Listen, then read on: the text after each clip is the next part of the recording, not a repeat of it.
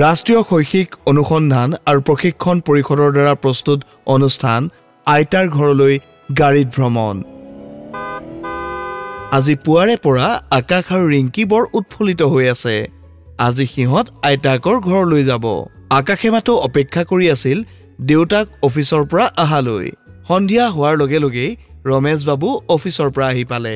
অলপ পিছতে আইতাকৰ ঘৰলৈ যাবলৈ এখন টেক্সি বুকিং কৰা হ'ল। ৰিংকিয়ে মাকৰ লগত টেক্সিখনত সকলো সামগ্ৰী ৰাখিছিল। আনহাতে দেউতাকে বুজোৱাৰ পিছতো আকাশে ড্ৰাইভাৰৰ কাষৰ ছিটটোতেই বহিল আৰু টেক্সিখন আইতাকৰ ঘৰৰ ফালে আগবাঢ়িল। গাড়ী লৈ ঘৰৰ পৰা অলপ দূৰ আঁতৰি যাওঁতে ৰিংকিয়ে দেখিলে যে আকাশ আৰু ড্ৰাইভাৰ খুৰা দুয়োজনেই ছিট বেল্ট পিন্ধা নাই। আকাশ, তুমি ছিট বেল্টডাল লগাই ল'ব লাগিছিল। গম পাইছো, হাইৱে আহিলে মই লগাই ল'ম। খুৰা, আপুনিওতো গাড়ী চলোৱাৰ সময়ত ছিট বেল্ট লগাব লাগে। ড্ৰাইভাৰজনে ৰিংকিৰ কথা নুশুনাৰ দৰে কৰিলে।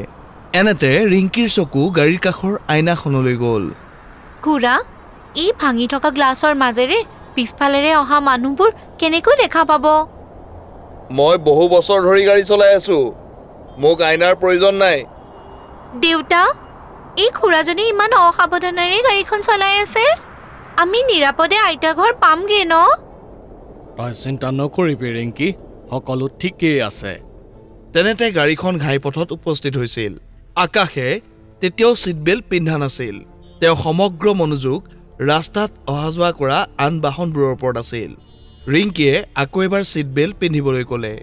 আকাশে খঙত ছিট বেল্টডাল পিন্ধিছিল যদিও কিন্তু সেইডালো হাতৰে ঢিলা কৰি লৈছিল আৰু তাৰ পিছত ৰাস্তাৰে অহা যোৱা কৰা গাড়ীবোৰ চাবলৈ ধৰিলে।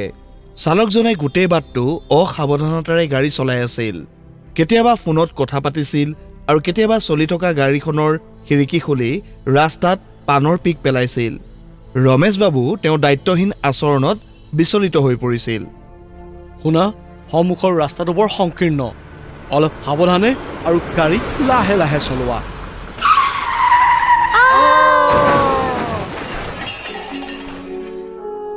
ৰমেশ বাবুৱে এই কথা কোৱাৰ লগে লগেই গাড়ীখনে সন্মুখৰ পৰা অহা মটৰ চাইকেল এখনৰ সৈতে খুন্দা মাৰে। দুৰ্ঘটনাটো সংঘটিত হোৱাৰ লগে লগে পথত মানুহবোৰ গোট খালে। ভিৰৰ মাজৰ পৰা কোনোবাই এম্বুলেন্সকো মাতিলে। ছিট বেল্ট ভালদৰে নমৰাৰ বাবে আকাশেও আঘাত পাইছিল। আনহাতে মটৰ চাইকেল আৰোহীজনেও চালকজনৰ পৰা ক্ষতিপূৰণ বিচাৰিবলৈ ধৰিলে। চোৱা, তোমাৰ অসাৱধানতাৰ বাবে কি হৈ গ'ল? ক্ষমা কৰিব, মোৰ ভুল হৈ গ'ল, মই ধ্যানেই নিদিলোঁ। ৰিংকি সুখী হৈছিল যে ডাঙৰ দুৰ্ঘটনা নহ'ল আৰু কোনো গুৰুতৰভাৱে আহতও হোৱা নাই। তাই মনতেই সিদ্ধান্ত লৈছিল যে যেতিয়া তাই ডাঙৰ হৈ গাড়ী চলাবলৈ শিকিব তেতিয়া তাই নিশ্চয়কৈ সকলো ট্ৰেফিক নিয়ম মানি চলিব। যান বাহনৰ কিছুমান নিয়ম। প্ৰথম, গাড়ী চলোৱাৰ সময়ত ছিট বেল্ট বা হেলমেট পিন্ধিব লাগে। দ্বিতীয়, নিৰ্ধাৰিত গতিসীমা অতিক্ৰম নকৰিব। তৃতীয়, সদায় ট্ৰেফিক ছিগনেল মানি চলিব।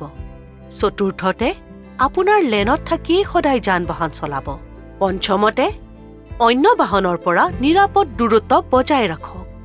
ষষ্ঠতে, মদ্যপান কৰি গাড়ী নচলাব। সপ্তমতে, গাড়ী চলোৱাৰ সময়ত মোবাইল ফোন ব্যৱহাৰ নকৰিব। অষ্টমতে, জৰুৰীকালীন বাহন যেনে এম্বুলেন্স বা অগ্নি নিৰ্বাপক বাহিনীৰ গাড়ীৰ কাৰণে ঠাই ৰাখক। নৱমতে, নিয়মিতভাৱে আপোনাৰ বাহনখনৰ ৰক্ষণাবেক্ষণ কৰক। আৰু দশমতে, মূল পথ, চাৰিআলি, তিনিআলি আৰু টাৰ্ণত ঘূৰিলে বাহনখন লেহেমীয়া কৰক।